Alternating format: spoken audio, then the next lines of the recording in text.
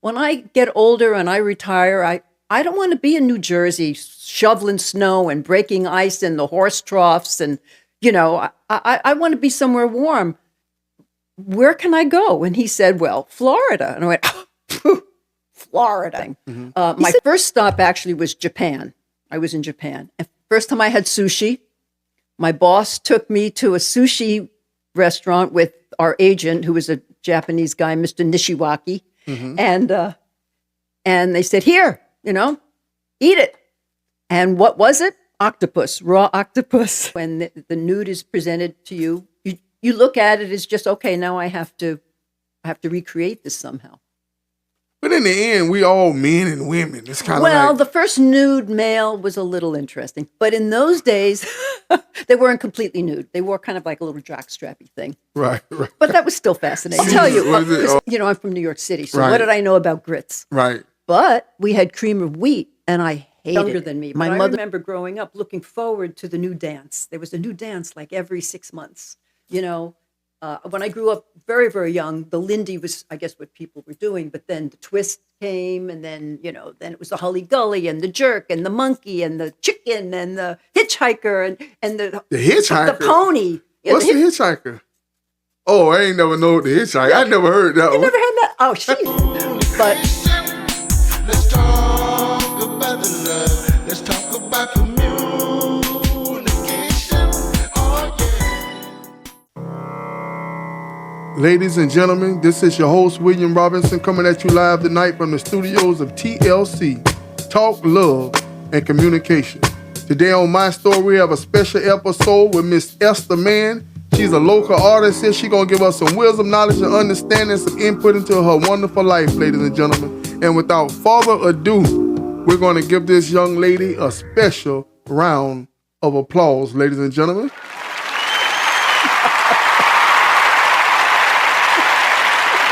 Okay, so how's it going today, Miss Mann? It's going great. Okay, you want to tell my audience a little bit about yourself, ma'am? My name is Esta Mann. I'm originally from New York City, born and raised on the Lower East Side, and I retired as a design director for Ralph Lauren Women's Accessories. I retired to Florida, Ocala, because I fell in love with horses at a late age and wanted a farm, wanted my horses. Now I have donkeys, and I love being here. They call Marion County the horse capital of the world. They do. And did you hear that when you was in New York City? I didn't really know much about Ocala. Do you want to hear the story? I want to hear the story. About how I discovered the area? Okay. Well, I acquired a horse. I had a small house in New Jersey. We used to go on weekends, and I wanted to learn about horses, know about horses. And I went to a barn, and there was a horse that was older. No one wanted her. I guess she was a little crazy. And I said, okay, I'll take her. Didn't know anything about horses, really, being a girl from New York City. Mm-hmm. And so I said, I'll take this horse. And then they said, well, you have to get the dentist. And I said, the dentist? Horses need dentists? Yes, they do. So a few weeks later, this dentist shows up, nicest guy in the world. And it was in the wintertime. And I said, he said, no, there are some really nice areas of Florida where you can raise horses. And then he told me about Ocala, looked into it, and here I am. Here you are, 11 years later. 11 years later. That's I'm going to start drawing you. Is that okay? Yes, ma'am. And for my audience, today Miss Esther's going to draw me while we podcast. So tell me, how did you get into drawing? I guess, you was a designer for Ralph Lauren. So. Yeah, well, I always drew. And I always loved to draw, even as a kid. And I was fortunate. I got into High School of Music and Art. And at the High School of Music and Art, I learned a lot about all kinds of mediums, everything about art, art history, which I really think is very important, that kids should learn art and music history at a very young age growing up. But anyway, I was fortunate to do that. And after that, I went to Parsons School of Design, and I majored in originally fashion design, but because I drew so well, I changed my major to illustration because fashion design involves sewing, and I wasn't very good at sewing. So from there, I floundered around for a bit. I was a hippie, doing this, that, and the other thing in New York City. And I fell into a part-time handbag designing job. And 2 weeks after I got the job, they sent me to Hong Kong.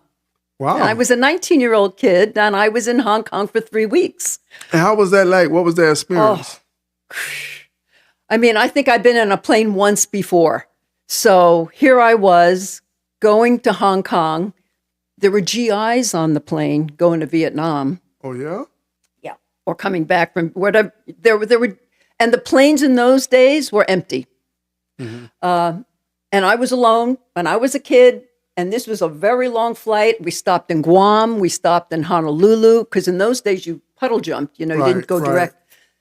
And Hong Kong, what can I tell you? It was just amazing. Especially in those days, there were a lot of Indians and Australians and Brits.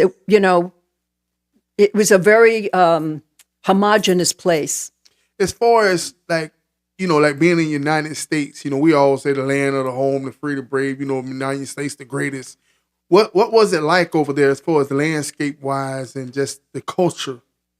Oh, well, first of all, being so young. So I just wanted to do everything and learn everything. Mm-hmm. My first stop actually was Japan. I was in Japan. And first time I had sushi, my boss took me to a sushi restaurant with our agent, who was a Japanese guy, Mr. Nishiwaki. Mm-hmm. And they said, here, eat it. And what was it? Octopus, raw octopus. And you ate it? Well, I chewed and I chewed and I chewed. And I finally just swallowed it. And they were hysterical. They were on the floor laughing. But I have to say, I love sushi. Yeah? Yep. But, I was a kid and I was willing to try everything. Right. But culturally, it was phenomenal because Americans were very, very respected. Mm-hmm. We were also, what can I say, taking advantage of the cheap labor. It was very obvious at the time. And believe me, there was a lot of cheap labor. And we weren't going into China then. When I started in the business, it was Italy was doing some work, Spain, Yugoslavia, which is no longer Yugoslavia, but I went to Yugoslavia, Japan, and Hong Kong. Now the business has changed where all of those countries are much too expensive for us to exploit. Right. And it's China, which is getting expensive too. So it's a cycle. Right. Now I guess we're going into Vietnam. Where else are we exploiting? I'm not in the business anymore, so I don't know. But the Americans are still trying to exploit places for cheap labor. It's kind of like a double-edged sword. Of course, it's kind of like we'll pay them to do it if they're willing to do it for pennies on the dollar, so to speak. Oh, they love the infiltration of the Western world. Right, they appreciate it because and then the cost of living. We may say, well, I'm not going to work for $2, but $2 American in their country is a whole lot here. You know what I mean? They loved it. They loved it. Yeah, they loved it until they became educated about it. Right, which is what happens with everybody, right? Right, become educated. So when you was designing, what's the difference in the two different? You say you was designing in fashion, and then you say illustration or something like that. Okay, so when I entered Parsons School of Design, I wanted to be a fashion designer because I thought, as a fashion designer, you just drew the clothes and they were made. But of course, the reality is you have to create and you have to understand how the clothes are made, and the best way to do that is to make them yourself. Right. And I didn't have the physical dexterity and the patience to sit there and sew and so, and I knew drawing was really my expertise. So as I said, I transferred into illustration.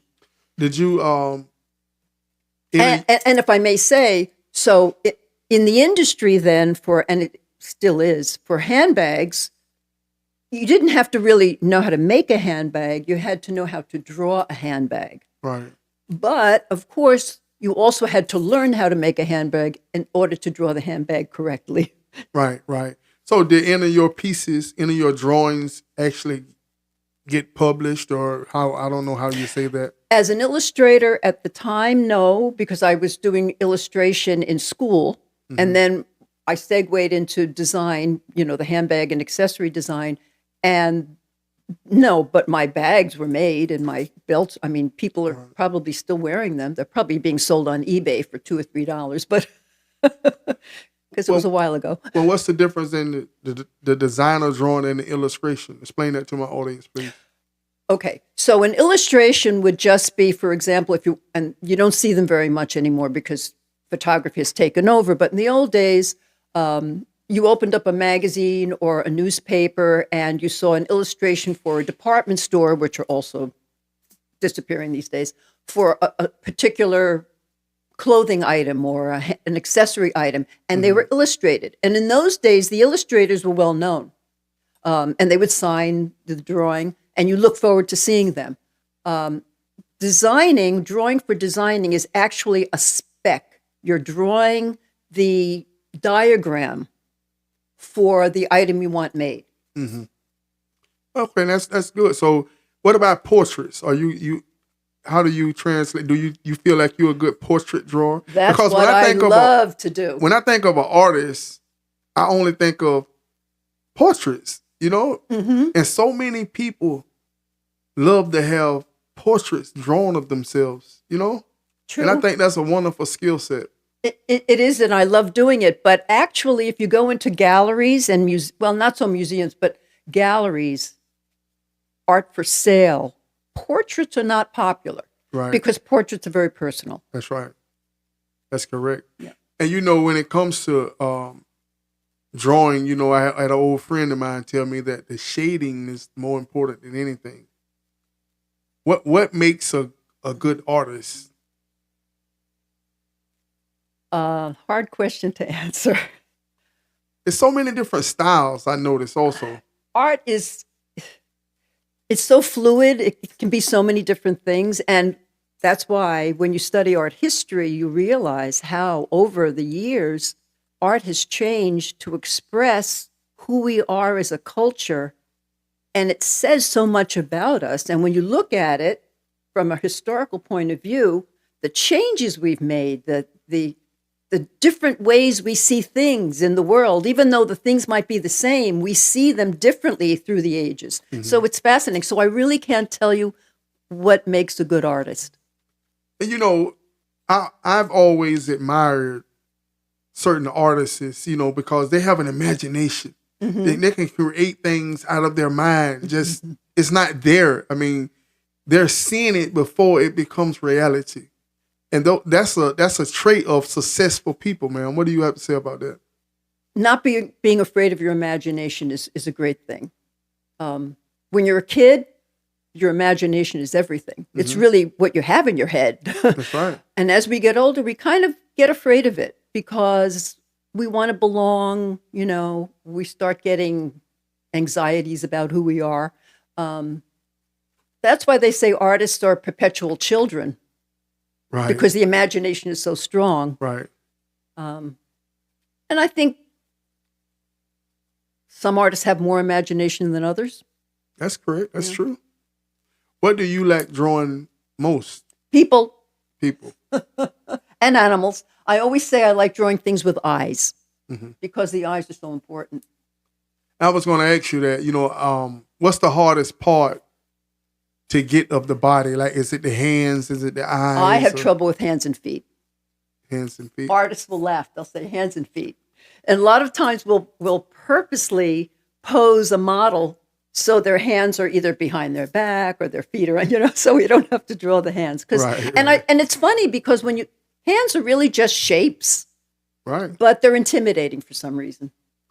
I guess you have to get them all even and everything is set. You want to, that's how you can tell if it's quote unquote cartoonish, if the hands look funny, or even with AI, if you do, an AI image, the hands be a little funny, the feet be a little funny. I guess it's something about the hands and feet. Well, I don't really know how AI works, but I'm assuming that someone has to create the image originally. Mm-hmm. So if they can't draw well, then the image is going to reflect that. Right. Right.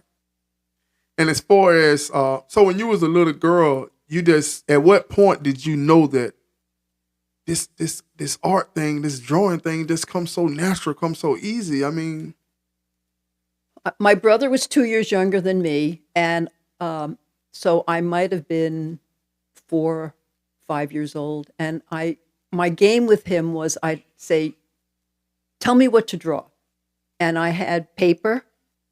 Actually, I had these encyclopedia books that were my father's that had dark brown fly paper in the front and the back, and it had a nice texture. And I had chalk, and he had 20 volumes, and I drew in every single one of them front and back. But I'd say to my brother, "Tell me what to draw," and he was looking. He'd go up, "Feet," and I would draw feet. Yeah. All right, tell me what to draw now. Whatever it was, and I loved that game. Yeah. And I think that's my earliest memory of that. And that's still the way I am. Yeah. I mean, I could have the imagination. You want the challenge. Challenge me. Yeah. Tell me anything. Say it. That's right now. The challenge is drawing you while I'm doing this. That's a big challenge. You're big moving. I'm moving. I'm talking. I'm trying to think. I'm trying to make a good impression. Yeah. I'm trying to get a good likeness. Good likeness. That's right. This is going to be a famous drawing here. This will be your second time drawing TLC Robinson, correct? Yes, and I really should have brought the drawings that I did of you. We did before Christmas at the Marion, what is it called? The Max Art Exchange? Yes, ma'am. Right. Where we have a group that meets the first and third Sunday of the month from 2 to 5, if anyone's interested. We draw the model, nude and clothed. I don't know if I should say that. You're allowed to say that. But you came and you modeled for us. It was pre-Christmas, and one of the funniest drawings I have of you holding these 2 teddy bears. Yeah, and you the one influenced them. Give him the teddy bears. Yeah. Of course. Well, that's my imagination. And you drew that so fast. It was the last pose is always a fast, fun pose. 15 minutes, get it or don't get it. And I'm wondering, I'm looking, and this lady over there drawing, you just like laughing and giggling to yourself, like, what is she laughing about? And that was a great picture. Yeah, you know what I mean? It has a lot of life to it. Yes, ma'am. I should have brought it. Oh well. And the horses. Yes. So how did you get you in New York with horses and? Well, no horses in New York, but. You want to know the story behind that too? We want to know the story behind that. It's almost embarrassing. So I was reading the book Seabiscuit, which was a fabulous book. Yes, the movie was good too, but the book was so well written. Oh, and that's a great it got movie too. into the relationship between the rider and the horse that was just so, I don't know what the word is, so sensitive. And and all I know is that I wanted to have that. Right. So I found a barn near my house in New Jersey, and that's how I found it. Do you consider yourself a professional artist? I'm professional because I made my money as a creative, yes. And who inspired you as far as what artists do you So many artists. But once again, I go back to art history classes because I learned and I was inspired by, pretty much everything that popped up on the screen when they put slideshows up were phenomenal. And I was also fortunate living in New York City and going to High School of Music and Art. Every Friday, we went to the Metropolitan Museum. Mm-hmm. And that's when the museums were free.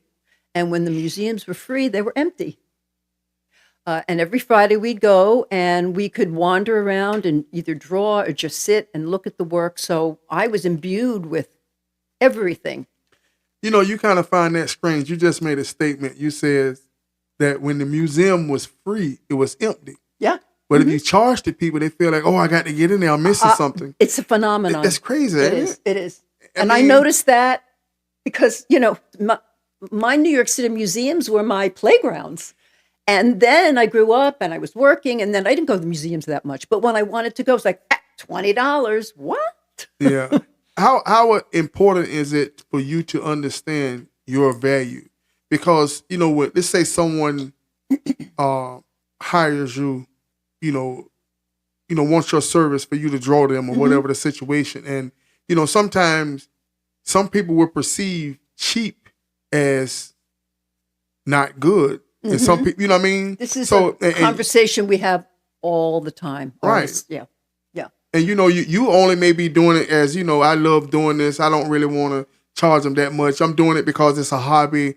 But they're looking at it. Some people think expensive. If it costs more, it's better. I know. And that's a mindset. What do you think that?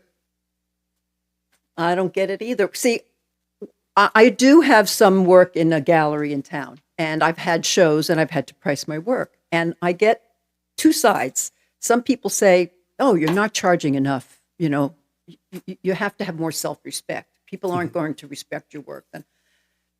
And yet, I look at, like say the audience, I look at Ocala, I look at the town, and I say, well, what can the town bear? Right. Because these aren't like, right. the wealthiest. You almost tell them, I tell you what, you like that piece? You pay me the $2,000 for it. You pay me the $5,000 for it. It's almost like you don't want to miss out on someone having your painting. You don't want to miss out keeping it, overcharging yourself. Exactly. You know what I mean? That's it. It's That's it. You're going to miss out. My philosophy is I want art to be in the home. And I want you to be able to afford, and if you like my art, I would like my art to be in your home and be affordable so it will be in your home. It doesn't do any good in my home. Because in the end, you're the same little 4-year-old that's telling your brother, tell me what to draw. Tell me what to draw. See, that little true. Girl still lives within That's you. it. So therefore, someone wants my drawing. You understand what I'm saying? Oh, I'm always thrilled when someone wants my work. So, especially someone I don't know. I mean, people I know, right. Then you kind of wonder, well, they're doing that because they know you and they feel. Sometimes I think that. But when it's someone I don't know and they come and say, I love that, I have to have it. Oh, there's no greater feeling. That's right. Any artist will tell you that. Yeah. So what's your creative process look like when it comes from an ideal that's in your head, this imagination in your head into the finished product? Well, I'll tell you something that happened not long ago, a few years ago. When I do something like this, I'm really looking at you and making some conscious decisions and other decisions that just come from who knows where, maybe all the experience I've had over the years, and sometimes I'm not very religious, but it could be divine intervention, right. But that's when it comes out good. So I had an idea because I like to draw, like I said, people, animal, things with eyes. And I thought, I love to also thrift shop. So I would find these kind of bad original paintings, very amateurish, really bad original paintings in thrift shops for $5, $10, whatever. And I thought, I have all these paintings. I'm going to add things with eyes to them, and I'm going to retell the story. So that's where my imagination really came in, and I had my best imaginative ideas in the middle of the night. Right. I'd wake up and I could that's going to work. Yes. And you know the most ironic part of what you just said is those paintings that the amateur really horrible, you was paying for it. See? Well, yeah. You're paying $5-10 for you're buying drawings. I was. Yeah. I was. I mean, you see how that comes back full circle? Absolutely. I was repurposing those works. So those works had a new life. And some people bought them. Yeah. So, if there was a signature, I'd never wiped. That signature was on that painting. And I called them collaborations, like ghost collaborations, because they were ghost paintings, ghost artists. But I was collaborating with them. And they had a new life and a new story. Right. And that's and it's, within any field, we all appreciate each other. All podcasters, all artists, all musicians. You can understand You're and appreciate my first everybody. podcaster. I'm the first? Yes. Okay. So that means I'm the best then, huh? And you're the best to me. That's right. So how do you overcome your creative blocks? When you go through, when people write songs and music, they have writer's block. Do you get to the point to where you pick up the pencil and it just won't come out? How do you Sometimes, overcome that? I have a bad day. I don't worry about it because I know I haven't lost it. It could be so many other things. I don't fret. Yeah. I don't fret. No fretting. No worry. No. No I see stress. enough. I see enough those things on Facebook. Oh, don't worry, it's going to come back. It's only temporary. So let's talk about the Magnolia Art Exchange. Oh, okay. How did you get involved in that organization? Explain to my audience exactly what that is. I'm involved because I'm part of. I kind of run the sketch group. It's called the Ocala Figurative Artists. It's a 12 years old. Originally, Don Borey started it, and I became a member, and I loved it, and I hardly ever missed a session. And we needed, we've been housed in a lot of different places, and last place was Noma, which closed in, I think it was last December, Noma Gallery.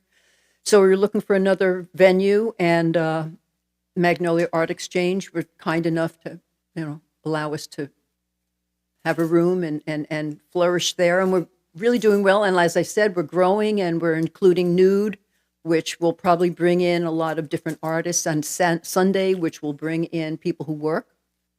Because normally originally we did everything on a Thursday afternoon, and people who work couldn't attend. How was it like for you can you remember your first nude drawing?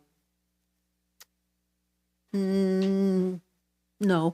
Is it is it uncomfortable? I mean, No, so the artists just walk in nude, or they just, how does it work? Well, I go back to the art history because we were studying art history, and the first art was nude because people didn't have clothes. I mean, the first thing I remember learning about was the Venus of Willendorf, which is a sculpture that was done in prehistoric times of a woman, and she's nude.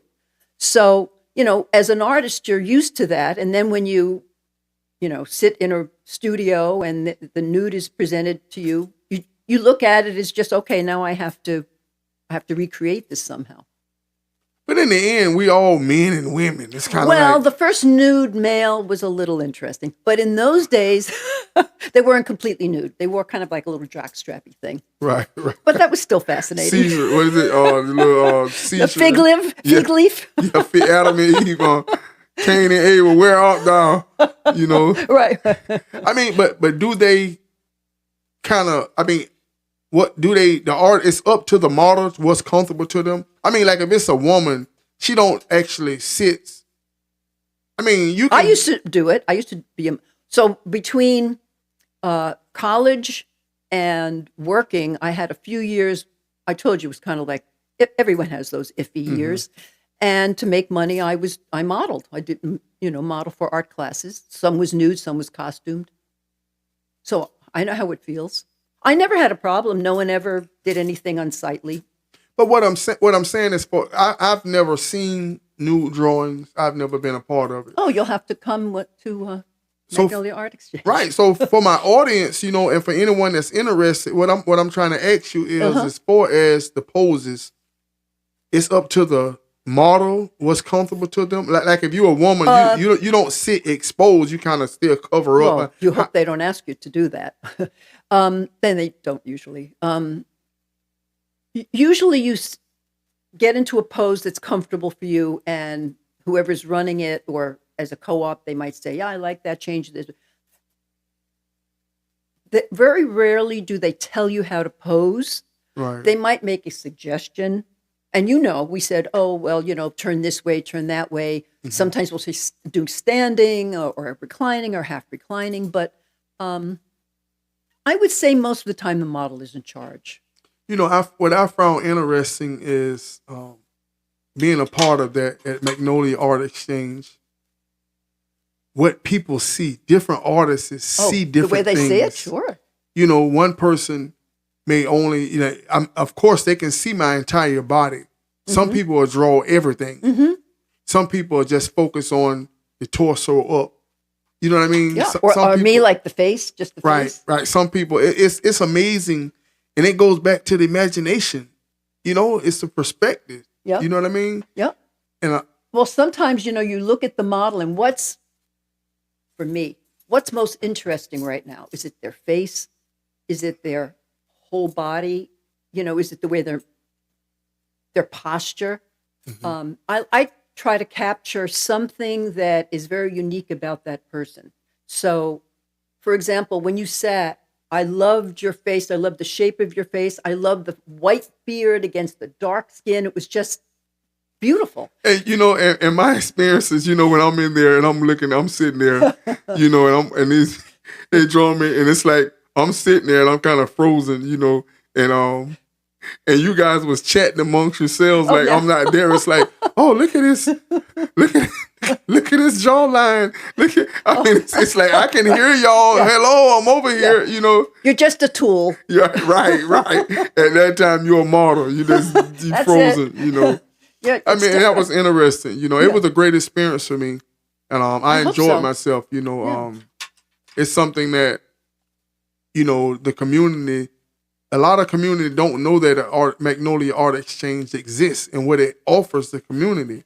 And if you want to get back on that and talk about all the things that it offers the community, so we can expand and kind of I'm not a member, so I can't tell you what it offers because I'm not part of it that way. Mm-hmm. I just know what they have done for us, which was give us a home for our group.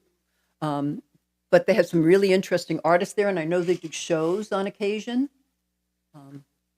Sorry, I can't give you the. But as far as your group, y'all do the paintings. You say on Thursdays and Sundays. Well, we have been doing it on Thursdays, but we've just changed the schedule to include people who work during the day. So we're doing it on Sundays from 2 to 5, every other Sunday, the first and third Sunday of the month, to include people who can't do afternoons during the week. So it's only twice a month. Twice a month. You guys draw, okay. And that's down at the downtown, not by the train, the old bus. By the old train station. It's now, I think it's a bus station now, or is it? Mm-hmm. Maybe it is, maybe it's not. How do you see art as a tool as far as socializing and meeting new people and things of that nature? It's great for that. Yeah, it's great for that. Yeah. I mean, unfortunately, a lot of our galleries are closing in Ocala. But it was great to have galleries to go to and shows and meet new artists. And usually the galleries host special events, which is, important. Mm-hmm. But we seem to lose them, and I don't know why. I can see as I sit here, I can see you still got some style, some swag to you. You got your, I don't know, kind of haircut. You kind of, you know what I mean. So, do you think that's important? I mean, being an artist and being your look as far as fashion design and so forth and things of that nature. For me, it's always been important. It's just who I am. It's just been important. Some people, I guess, don't care that much, but I care a lot. I try to do the best with what I have. And when you meet a person, what are some of the first things you notice?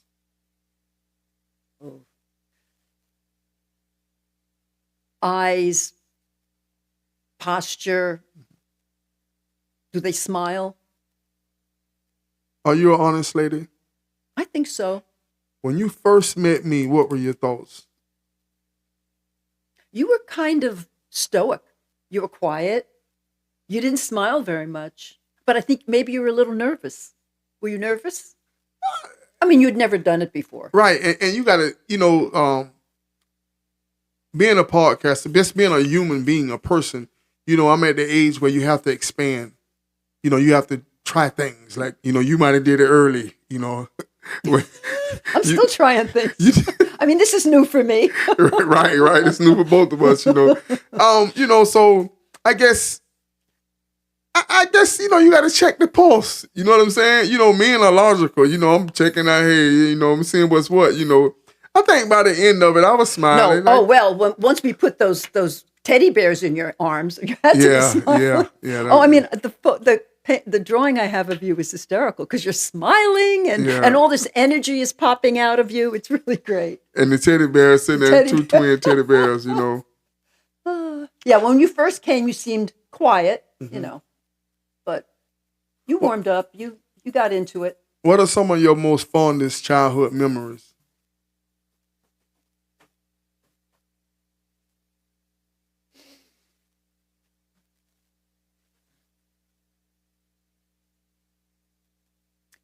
I remember one of my first nice memories was I must have been maybe 2 or 3, and my mother was holding me, and we were looking out the window. It was a summertime, and she had on, and that's why it really is me.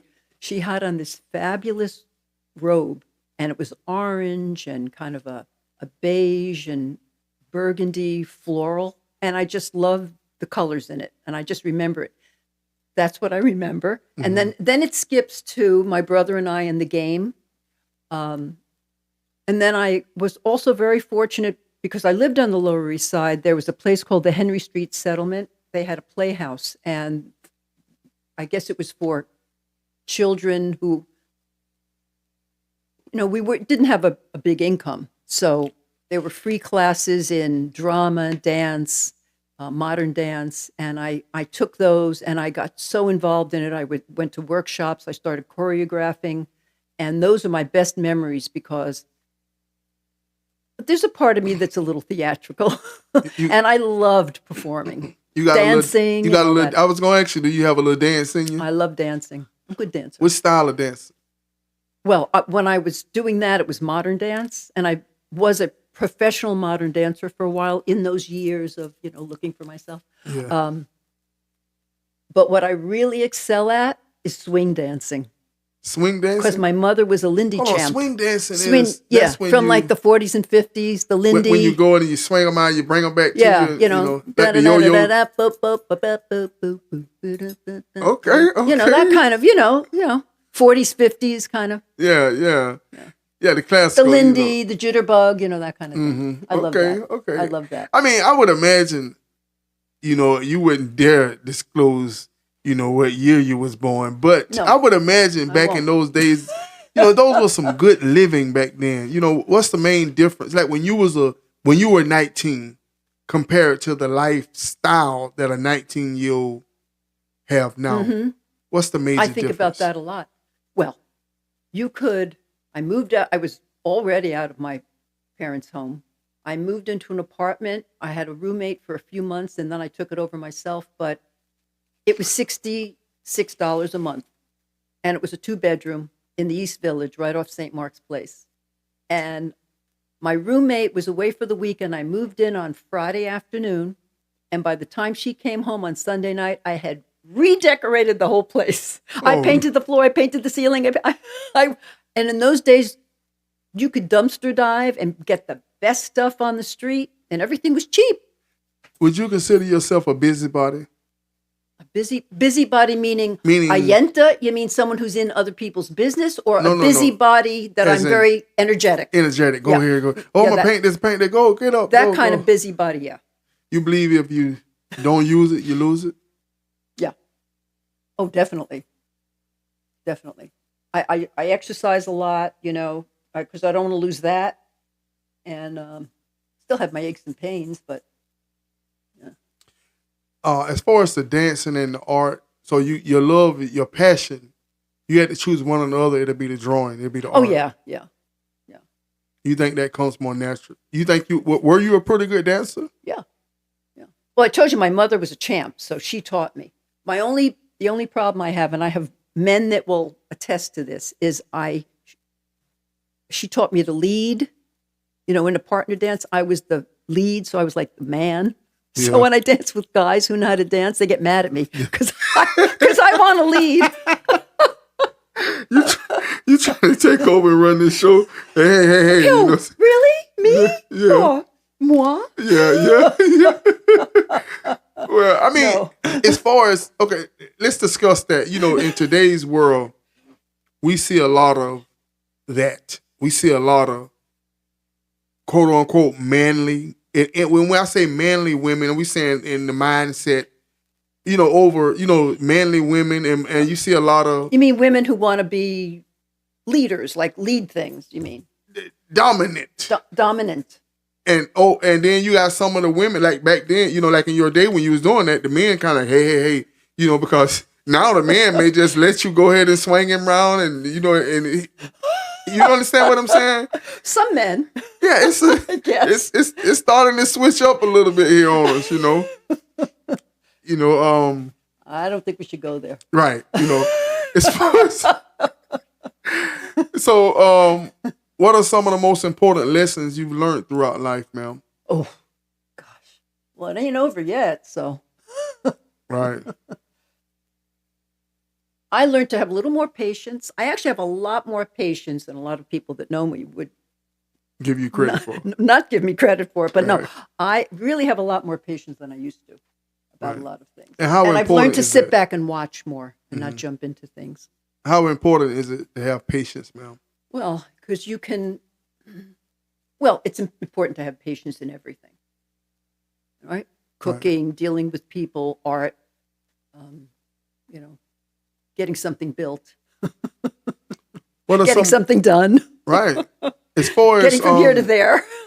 patience, it helps you see things from a different lens. Sometimes being patient give you a different perspective. Oh, yeah. Yes. Because you sat back and you gave it time to develop. So there's even more than when you first see something, I guess we all judge a little bit. But if you say, you listen to that voice in your head say, don't judge so quickly, sit back. You see more things. And patience to keep that blood pressure down. You won't get as angry. That's You know what I mean? You won't get mad and angry because you're patient, that's true. I think one of the Yeah. craziest things is, okay, you say you like the farm, so you got roosters out there in the farm. No, I have no roosters. But let's say you got roosters. I would never have a rooster. No? They're mean. Oh, yeah? I've been chased by a rooster, and he was a mean thing, and I would never have a rooster. That was one rooster. It gave me a bad taste for roosters. You gonna judge stereotype all roosters by one rooster? I will. That I will do. Well, what about the eggs? He gonna Eggs. What are eggs? the eggs that he's gonna help you get the eggs. Well, I don't need his eggs What? because I don't eat eggs.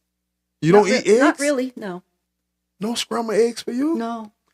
I'm a cereal girl. Now I got to ask you the question of all questions: What's that? grits or cream and wheat? Well, aren't they pretty much the same? I'm asking you. I'll tell you because I'm from New York City. So Right. what did I know about grits? Right. But we had cream of wheat, and I hated it. My mother made me eat it. Had lumps in it. It was disgusting. And when I came down, I said, "Wait a minute, that's grits. Looks like it to me. Yeah. Is it the same?" I've never sat down and someone told me this cream and wheat. You know what I mean? To me, I eat, I'm Florida born, I'm grits. I don't know if it's a difference. I think it's the same. Well, why was it clumpy? They just didn't put enough water in it? Well, I guess my mother didn't know how to cook it. Okay. She wasn't a good cook Okay. at all. Well, what about you? Are you a good cook? When I cook, I'm good, but I'm not a big cooker.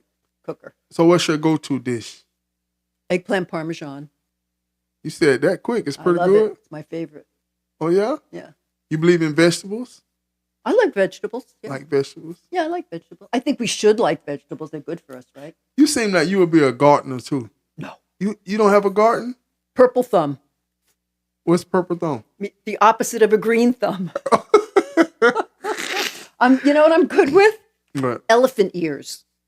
Because they never die. You put them in the ground and they take over and they're fabulous. and they grow big. They grow grow big. really big. And people from up north come down and say, "Wow, look at those plants. You planted those?" Yeah.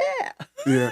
They come in different colors also. I didn't know that. I Yeah, I have the seen green some ones. pink ones one time. I was like, wow, they're beautiful. Ooh. Yeah. Do you have any regrets in life, ma'am? If I told you what my one regret that I could really say, you would think I was the most superficial person in the world. What? Well, as I told you before, I love to thrift shop and I don't do that much anymore because the thrift shops aren't what they used to be. But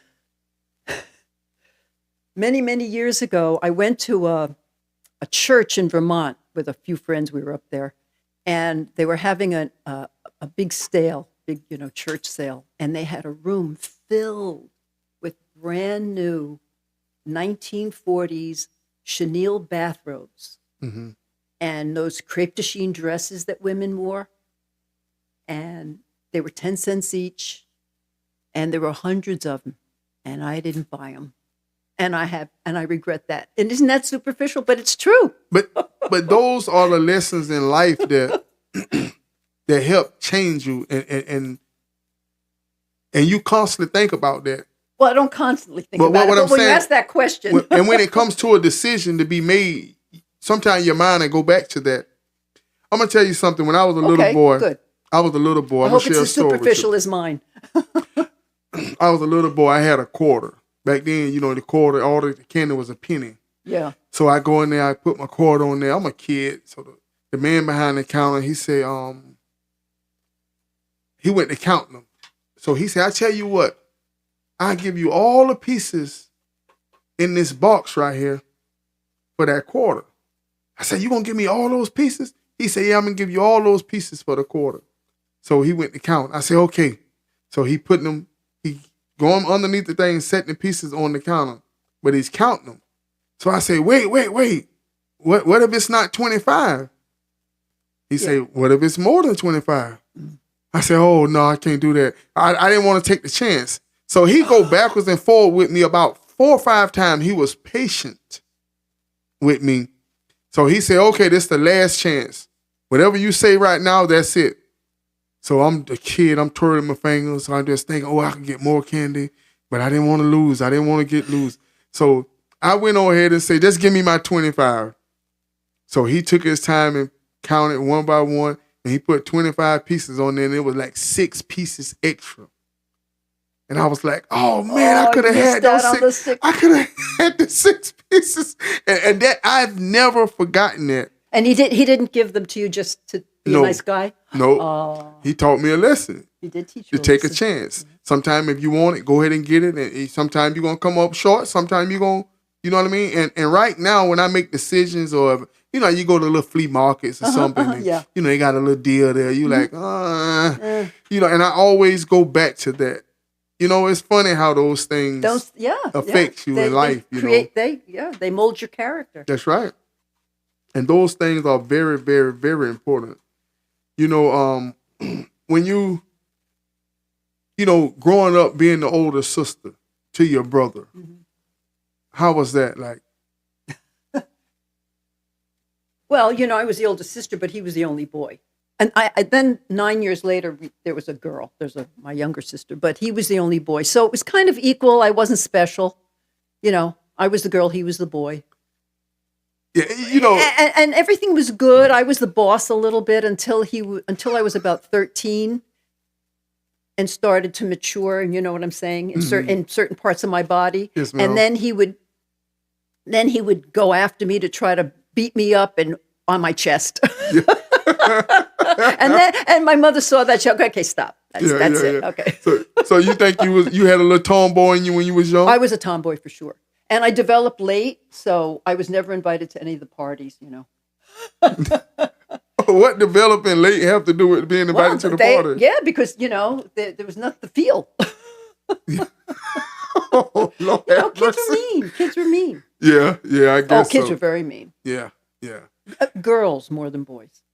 And what's crazy is that those things like the meanness, and you see the kids and the girls, they treat you a certain way or whatever. Girls are still very mean. Nowadays. And girls who are women are mean.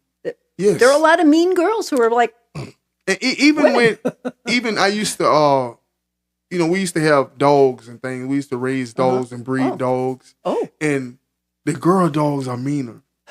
Well, they have to protect. And even when you think about lioness and even in horses too, with horses. The women, the females are because more, they have to protect the young. They're the protectors. They look out for, the male horses. They fight the other males so they can mate with the females. Mm-hmm. But it's really the female horses.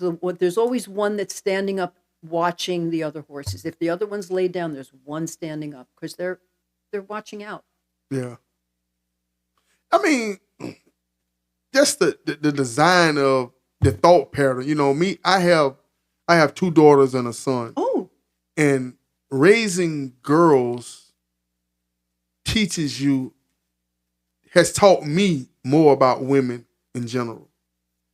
It's the thought pattern. It's just how could she see that or think that? I mean, her mind frame was just different growing up. You know what I mean? I don't know because first of all, I don't have kids, and I've always been a girl. So Yeah, you know what I mean. but sure enough, you know that men don't think like women, and women don't think like men. I mean, In a lot of cases, we yeah. can see the same thing in our how we process it and come to the conclusion of how it should get done. Yeah. Most of the time are different. Sure. Most women are going to see it from this point of Yeah. view. Most men are going to see it from that point of Yeah. view. Yeah, it's true. It's just the way we are. Yeah. I guess. I mean, I think in general, women are more detail oriented. Yes, I think yes. Men are way more. Men are simple. Men are very All right, simple. let's not go. But overall, we are simple. Most men, we're going to come home. We're going to put our keys in the same spot. We're going to do the same routine. Yeah. We like routine. Okay. You know what I mean? We are very uniform, so to speak. Well, I think women are kind of routine too. I guess it depends. Some people are more, some people are organized people, neat people. Some people. But women may be a little more emotional, so therefore their routine will change depending on how they feel. No, I don't know. No. No, I don't know. I don't know. I don't know. Oh, no. She said, no, I don't know. Well, you asked am I an honest person? Right. I mean, that's true. That's you didn't true. expect that, right? No, I didn't expect that one. Uh-oh, next question. Next question. So you like cats over dogs? How did you know that? I'm asking. I do like cats over dogs. Why? They're clean. Don't tell me a dog. Delicious. Don't tell me a dog chase you either like the rooster did. No. We have a dog, and he's very nice. He's more my husband's dog because my husband wanted a dog. Mm-hmm. I'm very happy with. We have 2 barn cats outside and 1 inside cat, and he's my little lover boy. And I've always had cats. So you were saying earlier, you said the cats are more what now? Well, they're clean. They clean them. I mean, you don't have to clean up after them, really. You know what I mean? They're organized. The cat's going to leave hair everywhere. The dog may not. Our dog leaves hair. Depends on the breed. Oh, depends on the breed of dog. He's got the double coat or whatever, or triple coat, and the hair goes up to the ceiling and down. You vacuum and it goes up to the ceiling. And when you walk out of the room, he comes right back down. Yeah. and I always was amazed when you see a cat and a dog that coexist. You know, because in nature, I guess they're the enemy. The dog chase the cat. Whatever. And when you see them get along, and when I've heard stories, and those are the most amazing stories to me when people tell the stories of the cat and the dog. Yeah. The guy was telling me that his grandma, the dog had to stay out the door. Yeah. The cat lived in the house. Oh. And but the dog had the puppies, so the dog was allowed to stay in the house, while the puppies and stuff. Okay. And the cat knew that I run this, I'm mama. It's my right, territory. You belongs out the door. Yeah. Mm-hmm. You know what I mean? But while you're in here, I know, and grandmother know that you can get me, but you better not. You're gonna get in trouble.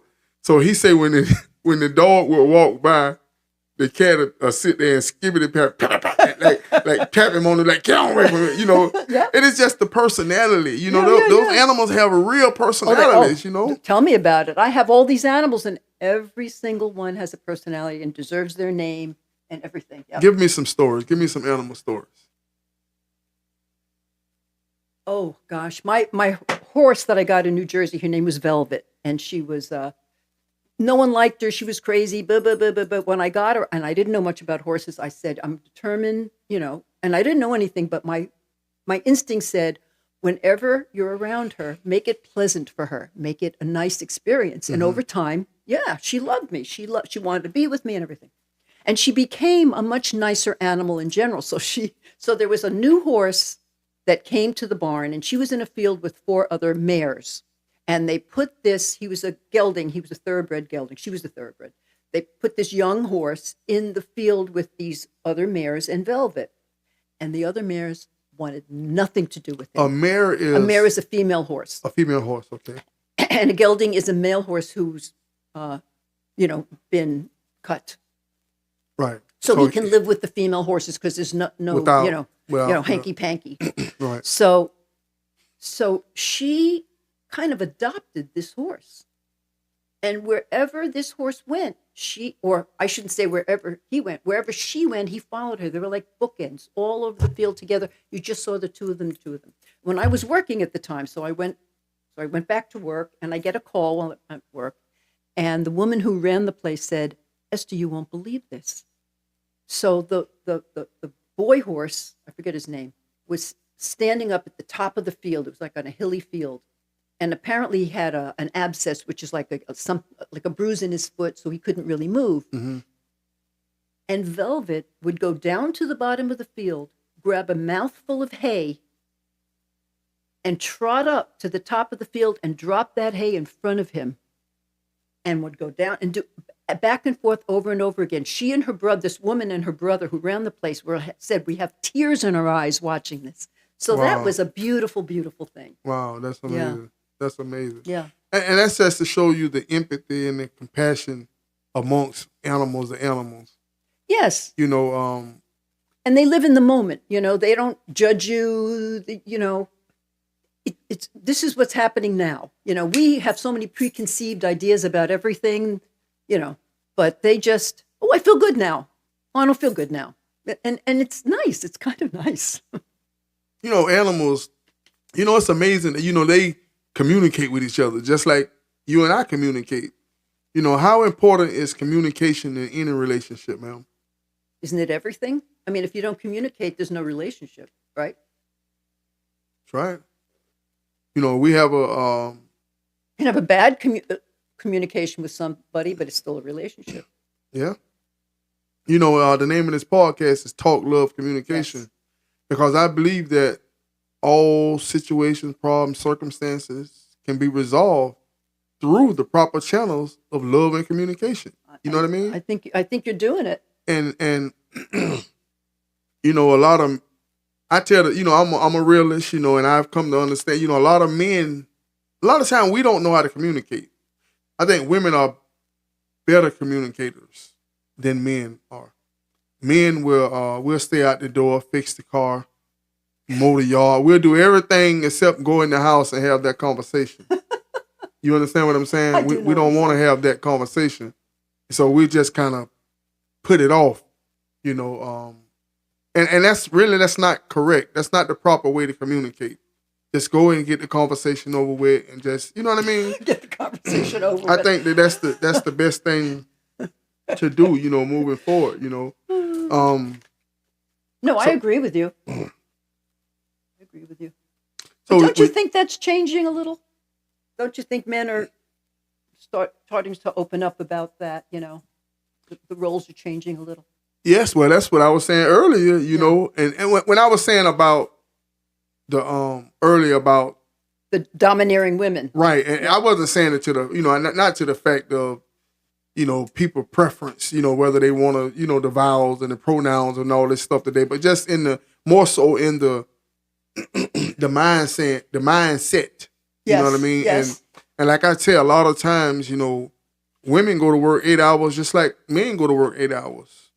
Mm-hmm. You know what I mean? Back when you were a kid, mom probably didn't work. Dad worked, and that's how it was. Mm-hmm. So therefore, things were more gender specific. Mm-hmm. And things was very different. Yeah. Nowadays, if she cooked, why can't you wash the dishes? Right. You know what I'm saying?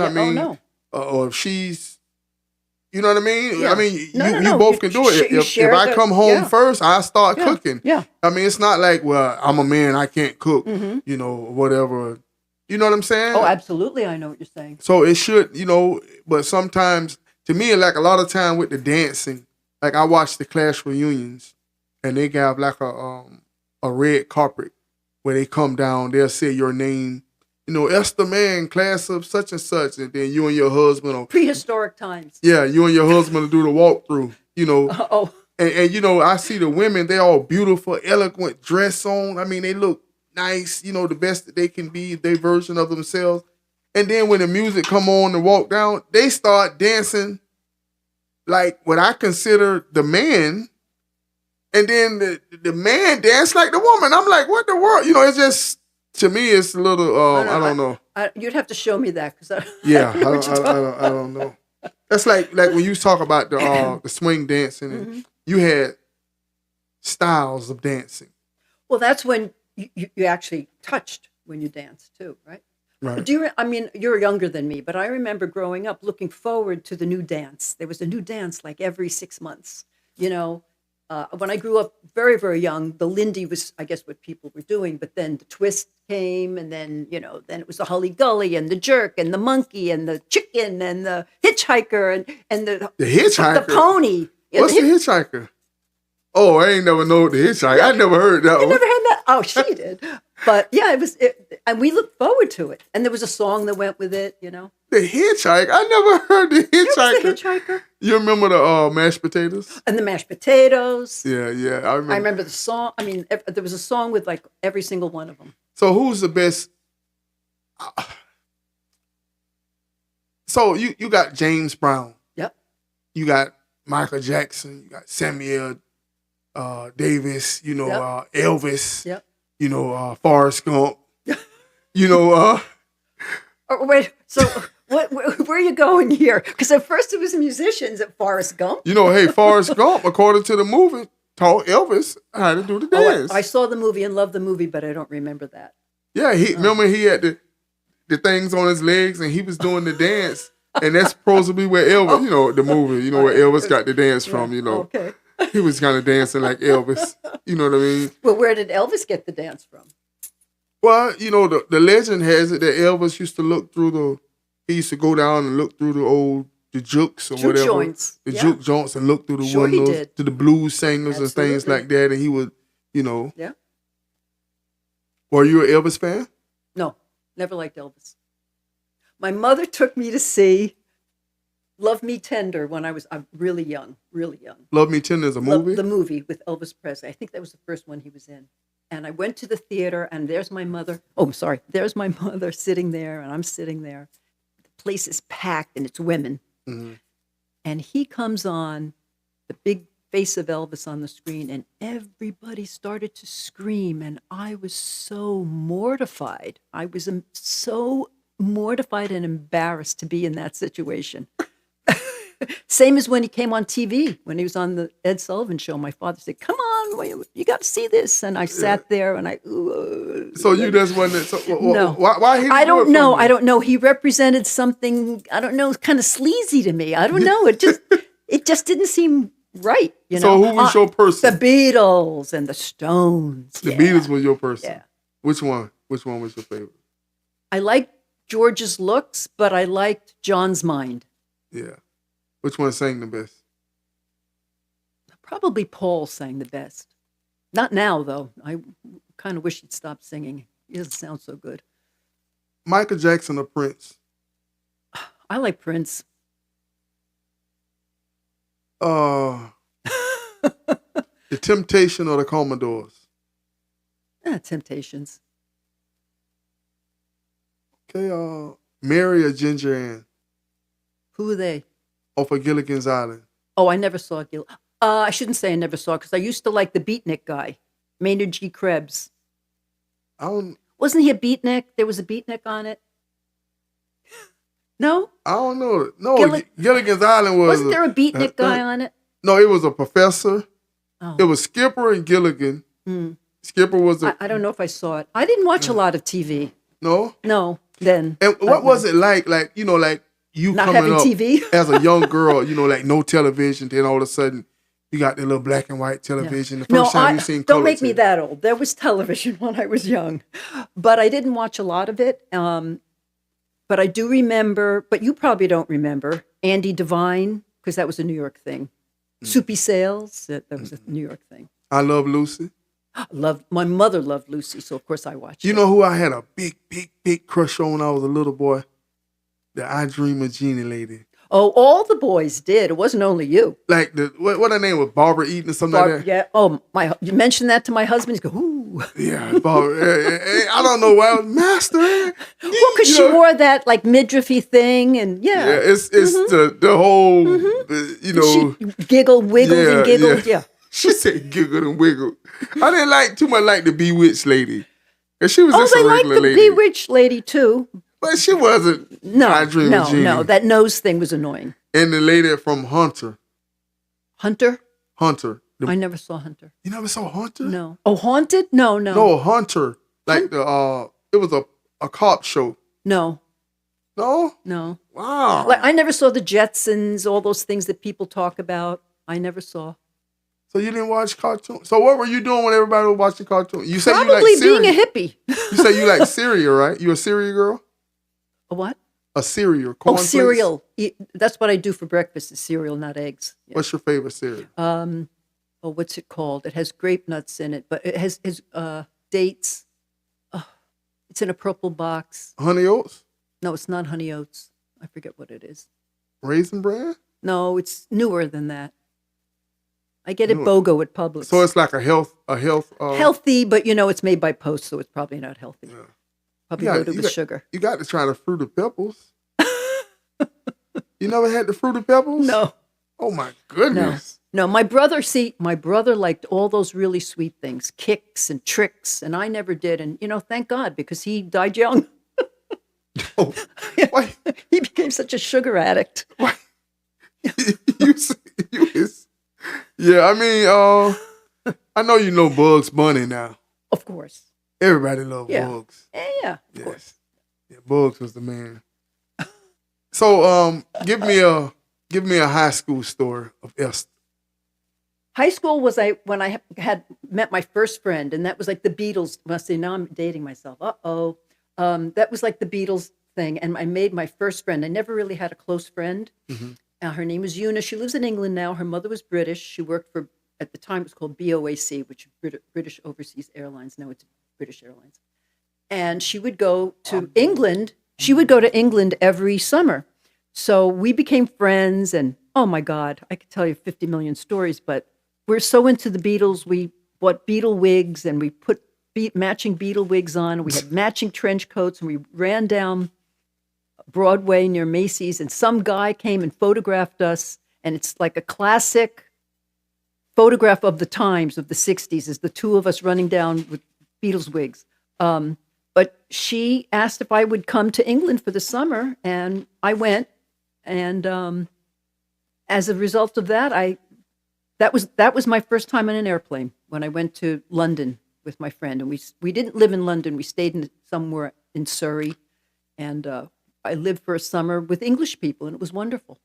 Well, how was that like? I mean, well, I'll tell you one thing I really remember about that is you're talking about people who live like it's like Ocala compared to Miami, right? So a town, not huge, and you're talking about the 60s, and World War II wasn't that far away in the past.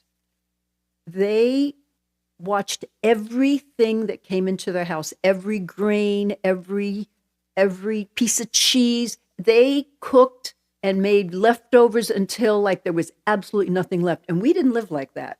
As Americans, we threw things out. They threw nothing out. And that was a lesson. And I loved their leftovers. I couldn't wait for the leftovers. And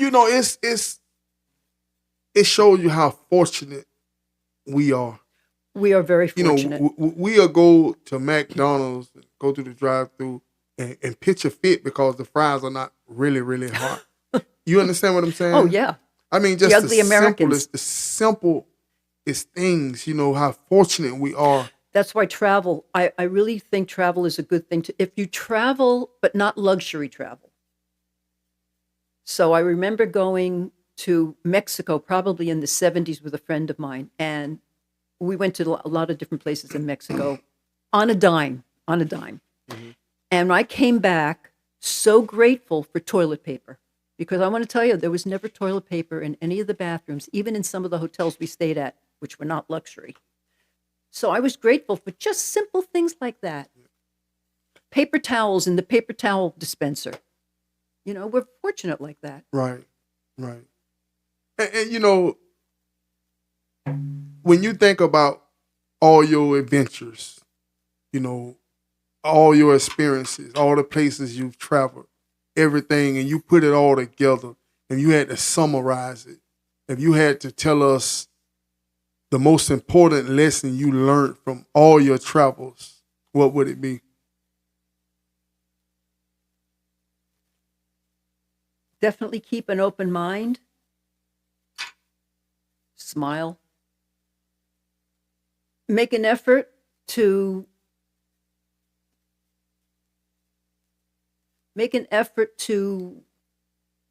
live the way your hosts live as best as you can, and not to impose your lifestyle on them because you're in their home. Right. If you could instantly master one skill, what would it be? Only one? Only one. Right now? Right now, what would it be? I want to be much better at horse training. Right, you in the right place. You in Ocala, Florida. Ain't no better place to learn how to train a horse than right here in Ocala, Florida. Right. But it's not as easy as you think. Matter of fact, man, when you leave, it's one of the best horse trainers in Marion County. He's 83. He just turned 83. But when you see him, you would not believe he's 83. Who is this? His name is Willie Jones, Mr. Willie Jones. Mm-hmm. He one of the best when all of these farms, these famous people, and they got these horses and they can't break them.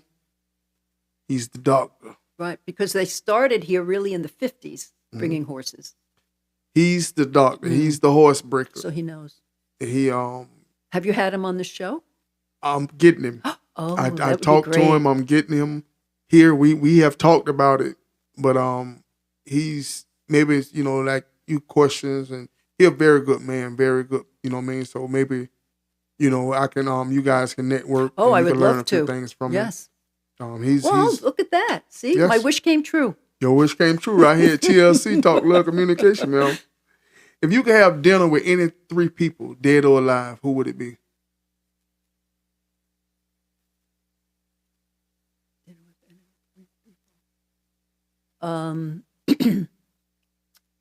I would like to have dinner with Burt Lancaster, the actor, because I loved him. Very underrated, fabulous actor and activist and great body. And he was an acrobat, so he was a circus person. Joseph Cornell, who was an artist, he made assemblage boxes. I was an assistant of his, but unfortunately I was his last assistant before he died. So I didn't really get to talk to him about as many things as I would have liked. And I'm going to say someone maybe who's alive. Bill Clinton. Bill Clinton. I would like to talk to Bill Clinton. Why Bill? Because he was the first politician that I actually listened to and understood what he was saying. And I liked him. I think when you look back, he did a lot of really great things. Yeah. Okay. I don't know how he would feel about this dinner, but he'd like it. Yeah, I know who won't be to the dinner. Who? No. Oh, me too. Never to my house for dinner. No way.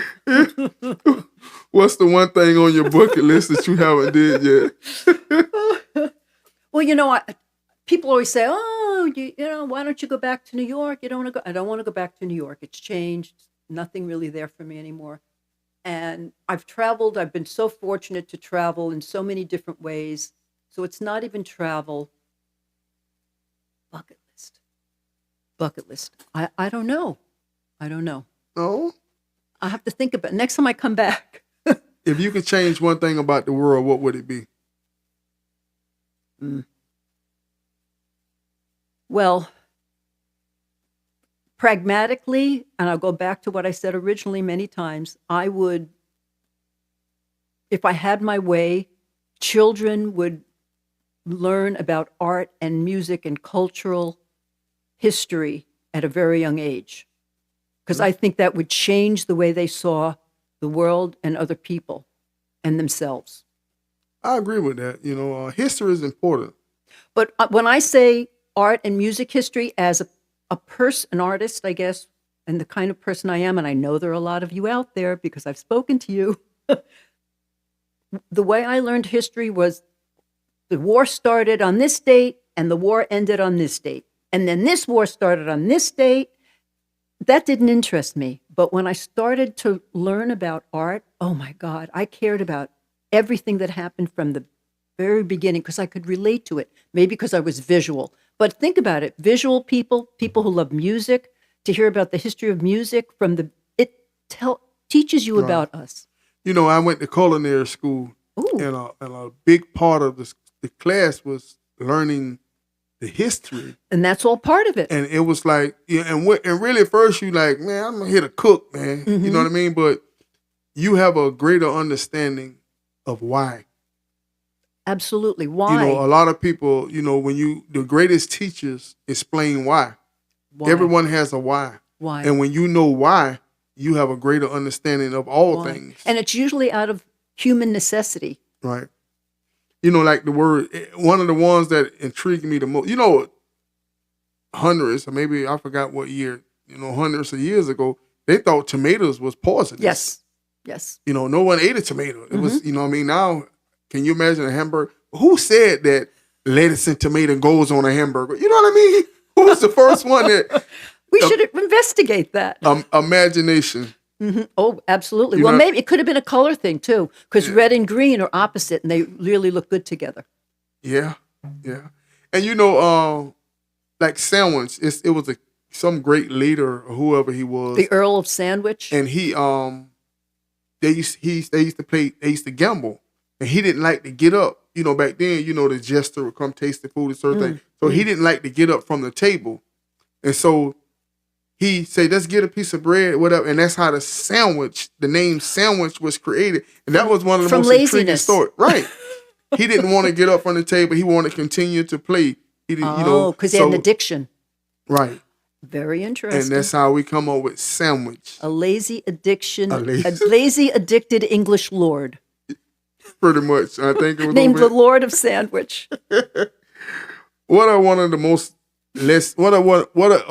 what is a lesson that you learned the hard way? Many.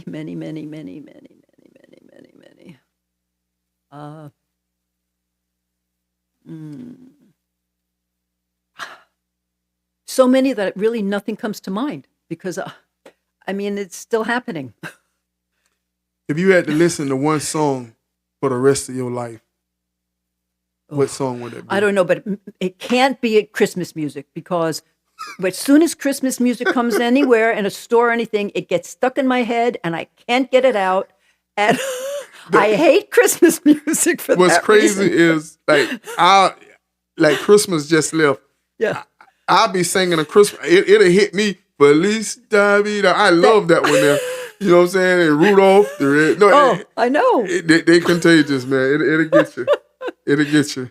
It definitely will get you. I figured you would say a Beatles song. What's your favorite all-time Beatles song? Oh, they had so many great songs. And I have the Sirius in the car, and I have the Beatles channel on a lot of times. And I'll tell you, I can sing along. I know the words to every single one of them. That's amazing. And I forget a lot of things as you get older, but I don't forget the Beatles lyrics. No. Mm-mm. Don't forget the Beatles. What's the best piece of advice you've ever received? That goes with the other question you asked. So many things. I wish you gave me some of these questions to think about earlier, so I'd have an answer. They want the authenticness. They want. It's basically think before you speak. That's a good one. Think before you speak. Think before you speak. If money wasn't an issue, what would you be doing right now?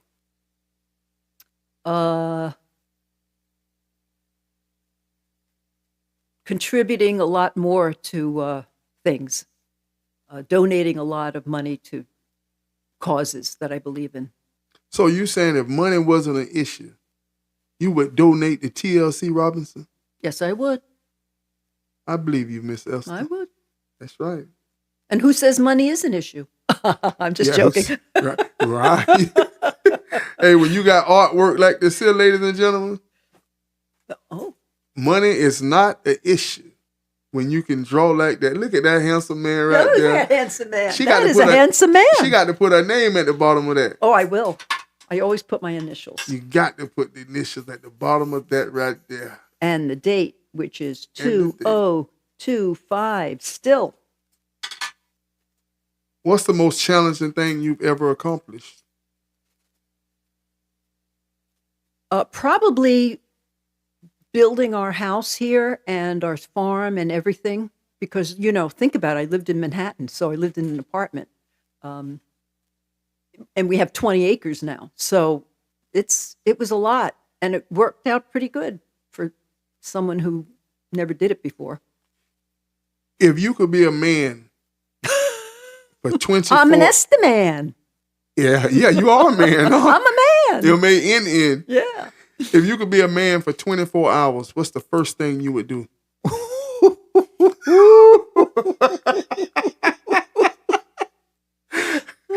Don't do You knew I was going to laugh at that. I'm not. That's my answer. I think everyone figured out what your answer is. If you could switch lives with one person for one day, who would it be?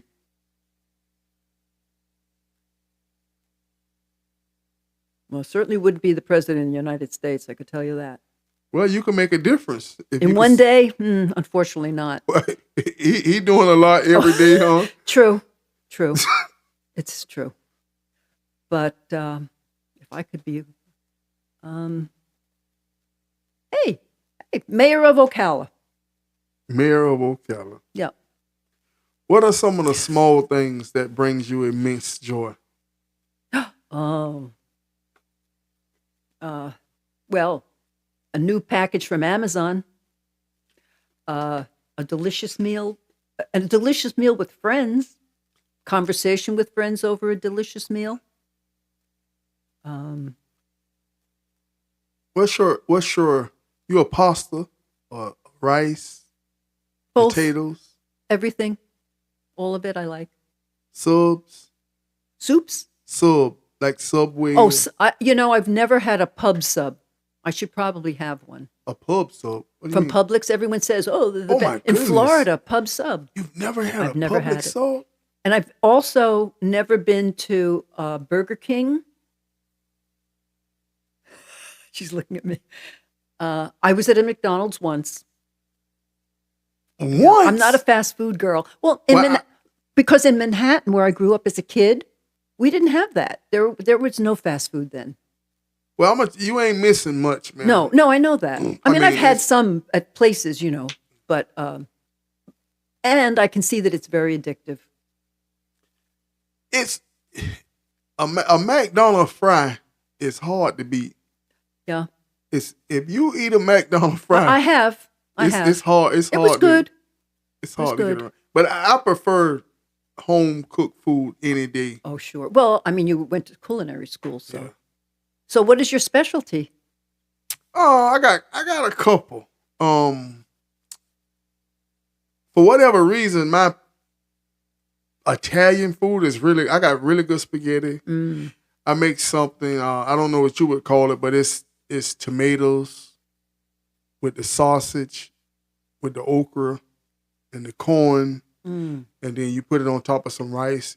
Sometimes you can put a little shrimp in there with that, but it's very good. Now, you invented that, or that's a dish? It's something, when I grew up as a little boy, my mom used to make it, but everything was mixed together. Like, she would basically make the rice, and now that I know how to cook, you basically, once the rice go to cooking, you put the tomato stuff in it, it kind of turns it all red, kind of. Mm-hmm. Now I make it separate. Okay. So I'm gonna make my pot of tomatoes. You got the diced tomatoes, the stewed tomatoes, the crushed tomatoes and everything. And then I saute my onions, I roast the corn, I roast the okra. I do everything separate. I get fussed at because messed up five dishes. Everything is separate, and then you bring it together. Must to be me, delicious. Yeah. That's pretty good. That sounds nice. Breakfast, for whatever reason, I got pretty good breakfast. I wish you could try my eggs one day. I'll try eggs. I mean, I'm but not you say against you don't eggs. eat eggs. No, I don't have eggs in the house. My husband doesn't eat eggs, so I don't. I mean, on occasional, I'll get a couple of eggs and make an omelet with cheese, but I'm never was an egg lover. And you see, I don't drink milk, but I pour milk in my cereal. Well, you're not really supposed to drink milk when you're an adult, I don't think.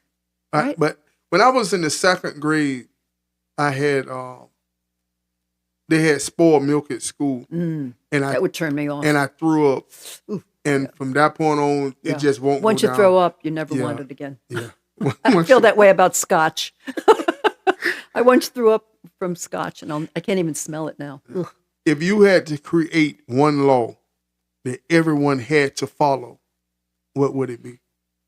Man, these questions.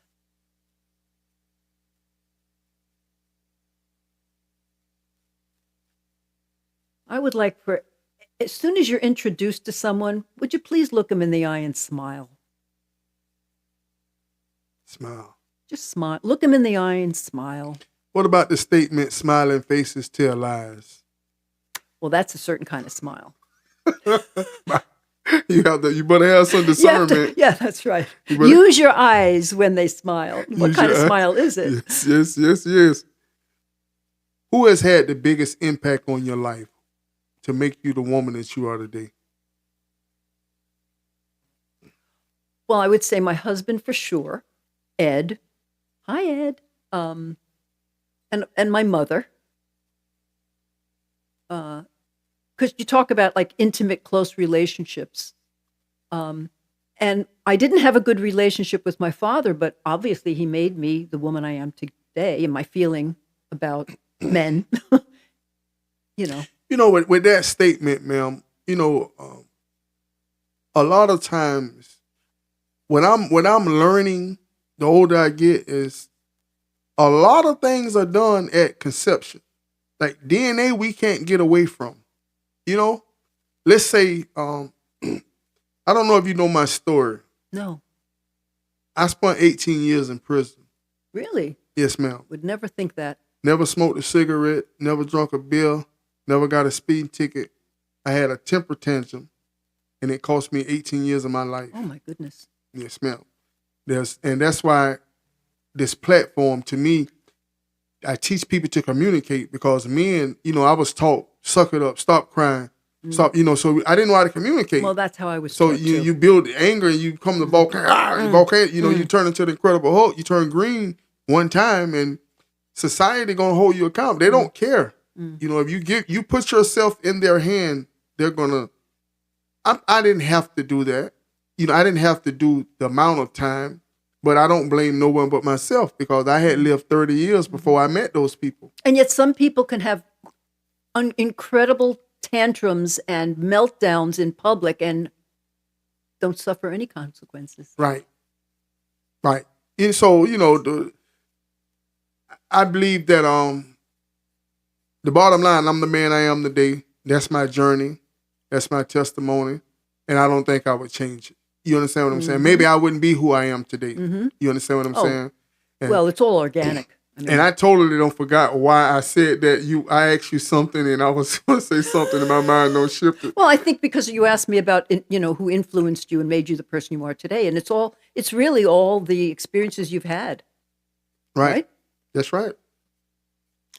Man, we're going to play a game called Fill in the Blank. I hear that on NPR on Saturday mornings. That's Fill right. in the blank. So you ready? I'm ready. You answer quickly, precisely, to the point. First thing come to mind. Okay, I'll close my eyes. There's no right or Works wrong. better that way. There's no right or wrong. Okay. You ready? Mm-hmm.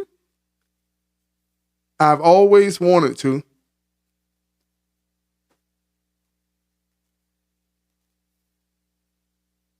Teach young children to draw. I love when someone Laughs at my jokes. If I had to do it all over again, I would. Start a lot of things younger. My favorite holiday is Thanksgiving. it aggravates me when people, Manipulate others. the best quality someone can have is Honesty, loyalty, joy. if I was God, the first thing I would change is Making everyone think they should believe in me. my childhood crush was Burt Lancaster. if I could travel anywhere in the world, it would be I'd go back to Italy. my favorite movie is Ooh, well, since Burt Lancaster's on my mind, The Swimmer. if I could go back to any age, it would be I'd want to be who I am now, but look a lot younger. Jesus is I don't know. when I meet someone, the first thing I notice is We talked about this before. Their eyes, their posture. my greatest strength is My greatest strength, mhm. my imagination. The biggest misconception about Esta Mann is It's just a mean, dirty dog. my greatest weakness is That I want people to like me. I'm a nice person, but I draw a line in the sand if you Oh, I better not say. Too revealing.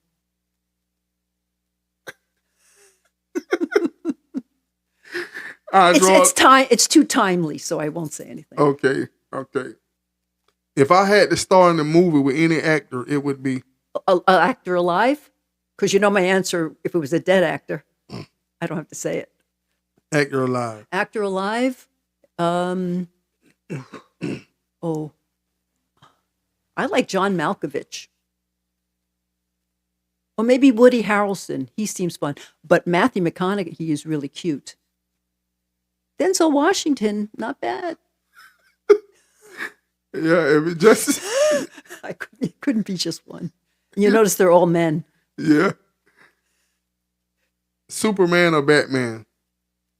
Oh, I remember Superman on TV. I never read Batman comics, so Superman. Okay, ma'am. So this is Wow, I'm exhausted. this is called AMA, where you, Esta Mann, get to ask me, William Robinson, anything. Okay. One question, right? You can ask me anything you want to, ma'am. So you said you grew up, born and raised in Ocala. Yes, ma'am. Tell me what it was like. What are your best memories and your worst memories? Well, growing up in Ocala is a good old boy system. We always was behind when it came to the cultural, like racism and black and white. Sure. Like I remember in 1985 was my first time going to school with Caucasians. We walked to school. I walked I'm talking about kids. I'm talking about elementary. We all would walk to school. And looking at the distance, it's probably about 2.5 miles, maybe 2 miles. To and fro. Yeah, one way. You know what I mean? You walk to school, but this would be a bunch of us. Everybody would 4 or walk 5 to miles school. all day. And and I remember even in the pools, you had 2 separate pools. It was like the white side and the black side. And even in school, like me now that I know who I am, I have a very strong spirit of discernment. And back then when I went to school, they would paddle you, and I can feel that this man was trying to hurt me. I knew that he wasn't I might have done wrong. I definitely done wrong. It didn't matter what you did. He just wanted to hurt you. Right. Yeah. I knew that he wasn't palling me because he was concerned trying to teach me a lesson. Mm-hmm. He's trying to hurt me. Yeah. And I can there. feel that. It was hate there. Right. And when I could feel that, sometimes it reciprocates, it you become what you despise, so Absolutely. to speak. And but I've always, my mom, my family, I always had a loving family. We was poor looking back, but I had more than the few, what's around me, you know what I mean? Because my mom, you know what I'm saying? My mom worked and she taught, I'm the oldest child, and she taught me work ethic. She taught me, I'm like, Mama, why would you buy all of this? Why would you buy so many toilet papers? Why would you buy? And she said, son, when you got to, that's something, you're never going to run out of that. You're always going to need the toilet paper, except when you're in Mexico. But you know what I mean? Yeah. And she taught me things like that. She taught me responsibility. When she went to work during the summer, she would wake me up before she'd go to work because I got younger siblings, and she'd make me repeat everything she told me I had to do that day. I had to boil those hot dogs and get those potato chips and make those sandwiches, things that cause, you know what I mean? Mm-hmm. And she taught me a lot of things. So my life, a lot of people say a woman can't raise a man. They say it takes a man to raise a man. And I think that you definitely need the father in the home. Well, ideally, that would be nice. That's the design. But I always say, my mom done a hell of a job. You know what I'm saying? My mom got 4 boys and she got 4 diplomas in her room. You know how hard it is to get 4 boys. And I'm 14 years older than my younger brother. So, the age gap, But as far as in the community, I've been the worst. I've been chased, older people, it's things. Ocala is Ocala. Mm-hmm. Well, I've been here 11 years, and it's when you were growing up, it was different. But I can see that. I can see that. And being from New York City, I can definitely see that. Right. And see, and it's the difference now is that you can't openly do certain things and say certain things and act certain ways. So it's like it's a little hidden. But I choose to meet a man as a man. I don't, you think when people don't went through certain things, I used to wonder with my grandmother when I was younger. And, my grandmother was born in 1932. And, the things she saw and the things she went through. Grandma, how could you trust, how could you, I couldn't understand then. But now, as like I'm getting older, I always meet a man as a man until you show me otherwise. Because I believe that what's inside of you will come out of you. Like, naturally, I'm a good person. So therefore, I'm going to perceive you to be a good person until you show me otherwise. True. So that's my take on that. I'm a firm believer, and sometimes I'm not popular amongst my own people sometimes because I look at things different. If this man will hang you and you will shoot him, what makes you different than him? Mm-hmm. Don't become what you despise. You understand what I'm saying? 2 wrongs don't make a right. You will become what you despise. Yeah. So you're no better than him. Yeah. Even like when it comes to, like, I have a show called Get It Off Your Chest every Tuesday, and the people get to call in and get it off their chest. And during the election, Donald Trump is the most popular man in the world, in my opinion. It ain't a soul living don't know who Donald Trump is. Oh, and I'm sure he's thrilled about that. And and people have such strong opinions when it comes to this man, and none of us have really met him. Actually, I know him. I mean, I don't know him for him to say, "Hey, Esther, how you doing?" But I used to see him a lot, and I made eye contact with him a lot in New York City. Mm-hmm. He was an arrogant SOB then, and he's just gotten worse. Yeah, it's, and I'm gonna tell you something, man. To be honest with you, as I sit here, I was in prison the first time he ran, and sometimes I don't, just as much as him, I don't trust the media either, because they push narratives on us, and we just so gullible. We just believe in and everything that's being said and told. So I'm the type of man where I stand on my own judgment, what I see. And if I'm wrong, I'm gonna tell you a story. One time I was maybe in elementary, maybe 5th, 6th grade or something. And I copied off someone else's paper. And I got an F. I copied your paper and you got me an F. And I made my mind up, I'll make my own F from here on out. You understand what I'm saying? So therefore, I'm saying that to say, I'm going to view my own perspective. And if I'm wrong, I'll be wrong because I'm wrong, not because Esther wrong.